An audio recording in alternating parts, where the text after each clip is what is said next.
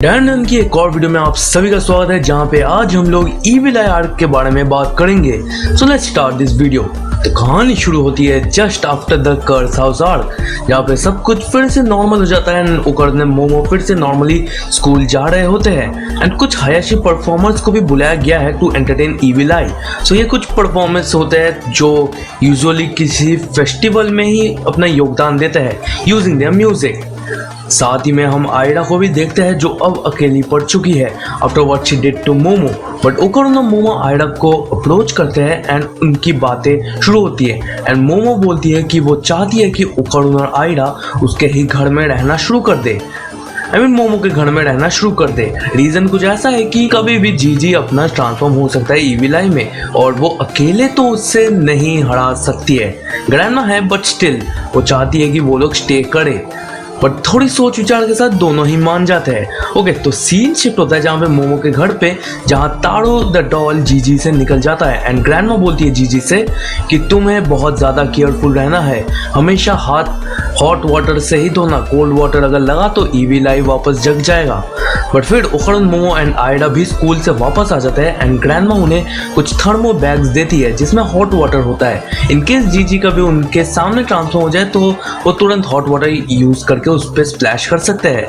But ये लोग dinner शुरू करते हैं बट जीजी सोया सॉस ले रहा होता है एंड जीजी के ऊपर थोड़ा सा सोया सॉस गिर जाता है which is cold and evil eye takes over his body और मोमो के घर को ईविल आई पूरा तहस महस कर देता है। ओकरुन एंड आयडा ट्रांसफॉर्म हो जाता है एंड मोमो भी अपनी पावर्स का यूज करके उसे रोकने की कोशिश करती है, पर फिर वो लोग हॉट वाटर जीजी के ऊपर स्प्लैश कर देते हैं। जीजी ट्रांसफॉर्म इनटू नॉर्मल और जीजी को ऑब्वियसली डांट पड़ती है अपनी ग्रैंडमा से एंड वो नोटिस करते हैं कि ईविल आई पहले के मुकाबले कुछ ज़्यादा ही स्ट्रॉन्ग बन चुका है और ग्रैंडमा भी इसे एक्नॉलेज करके बोलती है कि शायद कल तक तो अपना घर पूरा डिस्ट्रॉय हो जाएगा due to evil eyes attacks. But फिर एक ग्रुप आता है मोमो के घर पर and they are the Hayashi performers जो बहुत ही मॉडर्न टाइप दिखते हैं। So everyone is shocked and grandma confirm करती है कि ये लोग स्प्रिट मीडियम तो नहीं है बट इनका जो म्यूजिक है उनमें इतनी पावर तो है जिससे वो मरे हुए लोगों को भी पहुंचा सकते हैं, मतलब इनकी म्यूजिक उन तक भी पहुंच सकती है। और फिर सब रिचुअल शुरू होता है जहाँ पे जीजी को एक बेड पे सुलाया जाता है and grandma as well as the Hayashi performers are ready for the ritual. अब रिचुअल में ये लोग इंटेंस म्यूजिक का इस्तेमाल करते हैं जिससे सब लोग एंजॉय तो कर रहे होते हैं एंड जीजी ईविल आई के ह्यूमन फॉर्म को देख पाता है जो एक बच्चा होता है एंड ग्रैंडमा ऑर्डर करती है मोमो को कि अपनी पावर्स का इस्तेमाल करो एंड जीजी बोलता है कि ईविल आई को मत मारना। जीजी बोलता है कि मैंने प्रॉमिस किया था ईविल आई से कि हम लोग एक साथ खेलेंगे। ईविल आई बहुत समय से अकेला रहा होता है and he just wants to play with someone and वो फिर से जिंदा हुआ बस फिर से मरने के लिए एंड सब इमोशनल हो जाते हैं एंड जीजी बस इतना ही बोलता है कि ईविल आई को मत मारना एंड फिर ग्रैंडमा आके एक फायर एक्सटिंग्विशर जीजी पे मारती है एंड ग्रैंडमा बोलती है कि रिचुअल को बंद किया जाए, ईविल आई अब हमारे फैमिली का ही हिस्सा है एंड फिर वो हायाशी परफॉर्मर्स को भी वहाँ से चले जाने को कहती है। नायडा एक बहुत अच्छा पॉइंट रखती है कि हमें क्या हमेशा के लिए जीजी पर ये नज़र रखना पड़ेगा एंड ओकरुन सेज कि अगर ऐसी बात है तो मैं अपने आप को इम्प्रूव करूँगा जिससे मैं अकेले ही ईविल आई पर नज़र रख सकूँ। आयडा बोलती है क्या तुम श्योर हो? अगर तुम ऐसा करोगे तो तुम कभी भी पीसफुली नहीं सो पाओगे, तुम्हें हमेशा उस पर नजर रखना पड़ेगा। एंड ओकरुन बोलता है कि हाँ जीजी मेरा दोस्त है, मैं उसके लिए इतना तो कर ही सकता हूँ। एंड वो लोग सब डिसाइड करते हैं कि वो लोग ट्रेन करेंगे अपने आप को और ज़्यादा पावरफुल बनेंगे जिससे वो ईविल आई को हरा पाए। बट फिर से ईविल आई वापस आता है एंड ओकरुन को एक पंच में ही उड़ाया जाता है। एक्चुअली बारिश हो रही होती है, बारिश का एक ड्रॉपलेट जीजी पे गिरता है एंड वो ईविल आई पे ट्रांसफॉर्म होता है और वो एक ही पंच में ओकरुन को उड़ा देता है। एंड अगले दिन ग्रैंडमा जीजी को ट्रेन कर रही होती है ईविल आई को कंट्रोल करने के लिए। वो बोलती है कि फोकस करो अपनी नाभि के ऊपर एंड सोचो कि तुम्हारे सिर के ऊपर एक लेजर बीम्स आ रहे हैं एंड मोमो ये बहुत ही अच्छे से कर पाती है क्योंकि वो बचपन से ये सब करती है। जो ची ट्रेनिंग की हम लोग बात कर रहे हैं उसकी ही बात चल रही है। ग्रैंडमा बोलती है कि तुम अपनी ची जो अपना पावर सिस्टम है डैंडन के यूनिवर्स के, अगर तुम इस पे कंट्रोल कर लो तो तुम अपनी स्पिरिचुअल पावर्स पे भी कंट्रोल कर पाओगे और उसका इस्तेमाल भी कर पाओगे और अगर तुम ये कर पाओगे तो ईविल आई को भी तुम कंट्रोल कर पाओगे। ओके सो नेक्स्ट कुछ दिन तक ओकारुन न्यूज़पेपर्स वगैरह बेचता होता है जिससे वो ग्रैंडमा को वो पैसे दे सके, क्योंकि खाना पानी तो ग्रैंडमा ही दे रही है ना, और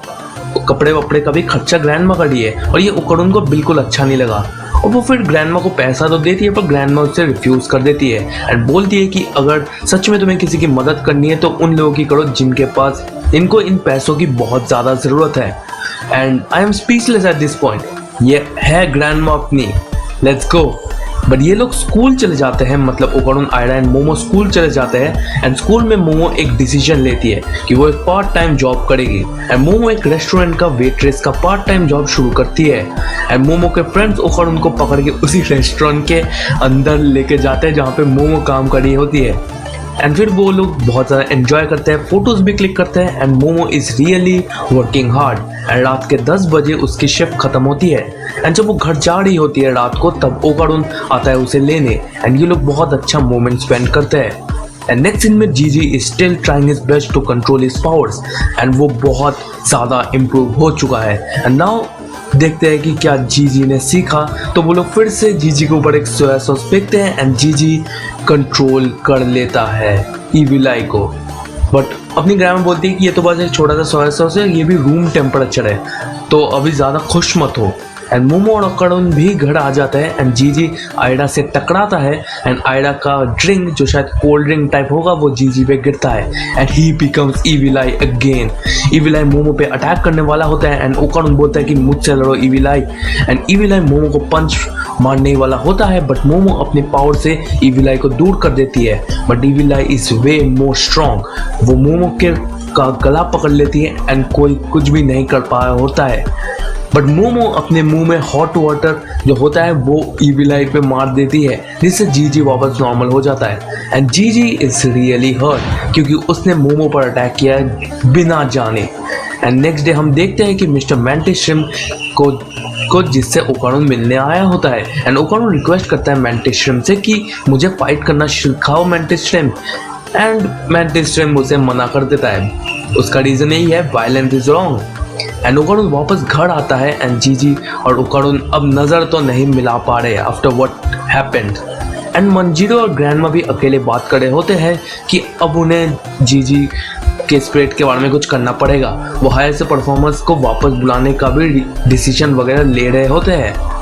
एंड काइंड वो लोग मान भी जाते हैं बट सीन शिफ्ट होता है जहाँ पे ओकारुन पंचेस की प्रैक्टिस कर रहा होता है एंड टर्बो ग्रैनी आती है और उसका मजाक उड़ाते बोलते कि क्या कर रहे हो तुम एंड टर्बो ग्रैनी बोलती है कि तुम्हें पता भी है तुम किसकी पावर्स का इस्तेमाल कर रहे हो और अब मैं तुम्हें फिर से पूछ रही हूँ क्या तुम्हें पंच मारना सीखता है या तुम्हें स्ट्रांग बनना है एंड ओकारुन बोलता है कि मुझे स्ट्रांग बनना है एंड टर्बो ग्रैनी बोलती है कि चलो तो फिर मेरे साथ एंड आयडा भी उन्हें फॉलो करती है। ओके सो टर्बो ग्रैनी ओकारुन को एक स्कूल में लेके आती है बट आयडा उन्हें पकड़ लेती है एंड वो सब मिलकर उस स्कूल के अंदर चले जाते हैं पर फिर वो एक म्यूजिक रूम में जाते हैं एंड टर्बो ग्रैनी पियानो बजाना शुरू कर देती है एंड ओकारुन को जंप करने को कहती है पियानो के धुन के साथ एंड टर्बो ग्रैनी बोलती है कि ये तुम्हारी कॉम्बैट रिदम है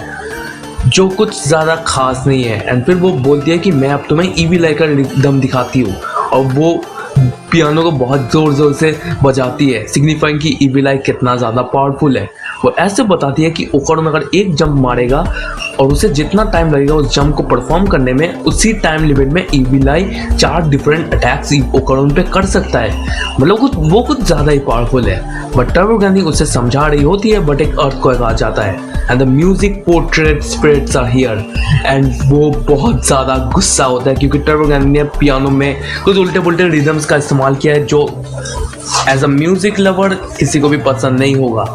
और फिर वो स्पिरिट्स अपनी म्यूजिक का प्रदर्शन करता है जिससे ओकारुन और आयडा को डैमेज पहुंचता है बट वो लोग फिर से एक्सप्लोडिंग नोट्स का इस्तेमाल करते हैं creating explosions over explosions. Turbo granny बोलती है कि तुम्हें अगर इन म्यूजिक नोट्स से बचना पड़ेगा क्योंकि ये म्यूजिक नोट्स के शेप में बॉम्ब्स है एंड उनके अलावा कुछ और भी नोट्स है जो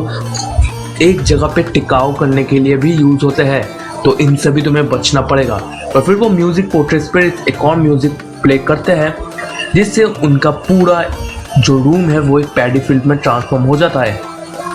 और सारे म्यूजिक नोट्स वो ओकारुन और आयडा पे गिरते हैं। वो लोग किसी तरह बच तो जाते हैं बट वो स्पिरिट्स अपने म्यूजिक के स्पीड को और ज़्यादा ब्रूटल कर देते हैं। आयडा तो बहुत अच्छे से डॉज कर रही होती है बट ओकारुन फंस जाता है और उस पर एक एक्सप्लोजन नोट आके एक्सप्लोड करता है। ओकारुन अपने आप को कोसी रहा होता है बट टर्बोगैनी गुस्से में बोलती है कि तुम्हें उनके रिदम को समझ के उन पर अटैक करना पड़ेगा।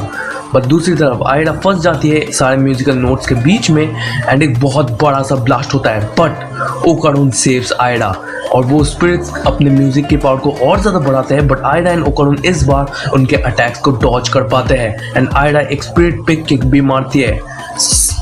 मतलब ऐसा समझ लो कि 5-6 स्पिरिट्स हैं, उनमें से एक को उसने अटैक किया उस पर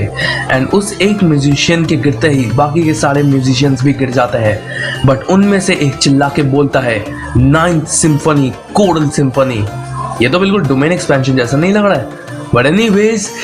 इनका बैकग्राउंड फिर से चेंज होता है एक कोरस के सामने जहाँ पे बहुत सारे लोग ओकारुन और आयडा पे अटैक कर देते हैं और 4 बड़े स्पिरिट्स भी खड़े हो जाते हैं और वो भी गा रहे होते हैं एंड उन्हें पता चलता है कि वो जो जायंट स्पिरिट्स के पीछे ही अपने जो म्यूजिशियंस हैं वो लोग अपना धुन बजा रहे होते हैं। तो हमें पहले इन जायंट स्पिरिट से निपटना पड़ेगा। आयडा अपने एक्रोबैटिक बालों से एक जायंट स्पिरिट के आंखों को ढकती है और उसके ऊपर चढ़ जाती है ओकारुन के साथ। बाकी जायंट्स भी उस पर अटैक कर रहे होते हैं बट कुछ नहीं होता और जायंट्स अपने आप का ही नुकसान करा देते हैं जिससे सारे जायंट्स डिफीट हो जाते हैं एंड वो फुल स्पीड से अपने म्यूजिशियंस पे अटैक करते हैं एंड टर्बोगैनी ओकारुन से कहती है कि 5 म्यूजिशियंस को तुम्हें एक ही बीट में इन 5 को तुम्हें हराना पड़ेगा एंड ओकारुन फुल स्पीड से जाता है, अपने फुल पावर में जाता है और 5 बार एक ही बीट में 5 बार उन 5 म्यूजिशियंस पर वो अटैक करता है जिससे ओकारुन की स्पीड तो बहुत ज़्यादा इम्प्रूव होती है और उसका पैटर्न और रिदम भी बहुत ज़्यादा इम्प्रूव हो जाता है जिससे सब कुछ अब नॉर्मल हो जाता है एंड फाइनली ओकारुन एंड आयडा दोनों मिलकर इन म्यूजिशियन स्पिरिट को हरा देते हैं एंड टर्बोगैनी बोलती है कि अगर तुम इन्हें ना हरा पाते तो इन रियल लाइफ भी तुम मर ही जाते। बट एनीवे सीन शिफ्ट होता है जहाँ पे मंजीरो बोलता है कि हायाशी परफॉर्मेंस को वापस बुलाया जाए एंड ईवी लाई को मार दिया जाएगा बट ओकारुन जीजी को बाहर बुलाता है एंड ओकारुन अब रेडी है ईवी लाई को हराने के लिए। मंजीरो आके बोलता है कि हमने डिसाइड कर लिया है बट ग्रैंडमा उसे रोक लेती है एंड ओकारुन ट्रांसफॉर्म्स और जीजी पर भी वो कोल्ड वाटर दिया जाता है जिससे ईवी लाई भी जाग जाता है। ईवी लाई बहुत सारे अटैक्स करता है, ओकारुन पे थ्रो करता है but Okarun dodges them all with his speed और फिर ओकारुन ईवी लाई पर अटैक करता है बट ईवी लाई उसके अटैक को ब्लॉक करके ईवी लाई एक किक मारने वाला होता है बट ओकारुन उसके पीछे आ जाता है और फिर उसे पीछे से ही किक मारता है। ईवी लाई हवा में जा गिरता है एंड फिर मल्टीपल स्ट्राइक्स ओकारुन ईवी लाई पे कर देता है एंड ईवी लाई किसी को भी डॉज नहीं कर पाता है एंड फिर हम देखते हैं ओकारुन का एक भयंकर रूप एंड सरप्राइजिंगली ईवी लाई को मजा आ रहा होता है एंड ओकारुन अब फुल पावर पे अटैक करता है ईवी लाई पे जिससे मोमो का पूरा घर डिस्ट्रॉय हो जाता है। बट हमें पता चलता है कि ओकारुन बस 2 बारी फुल पावर को यूज़ करते हैं। ये तो हमें पता है कि वो 2 बार यूज़ करता है, एक उसने स्कूल में किया था और एक उसने अभी किया था। तो Okarun is back to human. But अब ईवी लाई को कौन रुकेगा? ईवी लाई को खेलने में बहुत मज़ा आ रहा है क्योंकि ईवी लाई बोलता है कि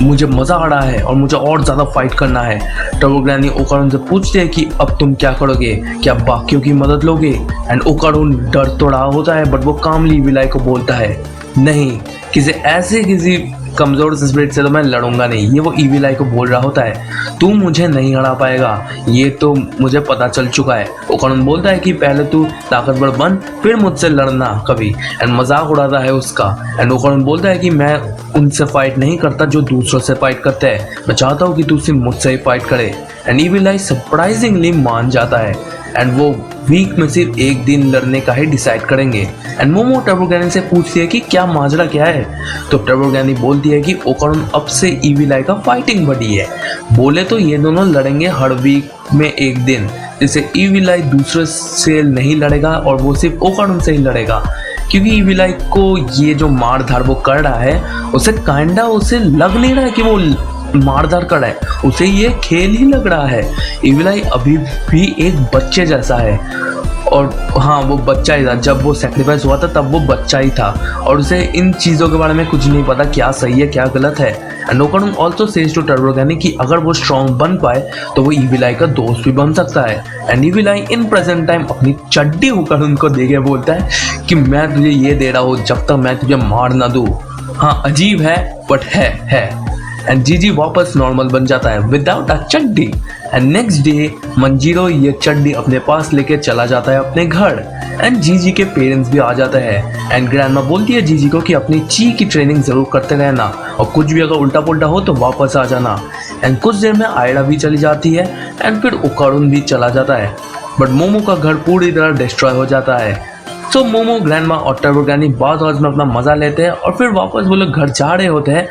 पर फिर हम लोग देखते हैं एक मिस्टीरियस एलियन को जो है लुड्रिस। अब इसके बारे में मैंने अपनी एलियन वाली वीडियो पे तो बात की है, बट अपनी ग्रैंडमा इस लुड्रिस को देख के किकी मार देती है इसे। और फिर ओकारुन मिस्टर मैंटिस्ट्रीम और उसका बच्चा आया होता है एंड ओकारुन सेज कि वो मैंटिस्ट्रीम के पास गया था जिससे वो लोग मोमो के घर के बारे में कुछ कर सके। मैंटिस्ट्रीम बोलता है कि लुड्रिस एक कंस्ट्रक्शन स्पेशलिस्ट है और वो मोमो के घर को रिपेयर करने के लिए अपने नैनो स्किन का इस्तेमाल करेगा। एंड फिर वो इस नैनो स्किन के इस्तेमाल से मोमो के घर को रिपेयर कर देते हैं। एंड इसी के साथ डैनरैन का ईविल आई आर्क भी यही खत्म होता है। मिलता हूँ तुम लोगों से अगली वीडियो में, तब तक के लिए गुड बाय।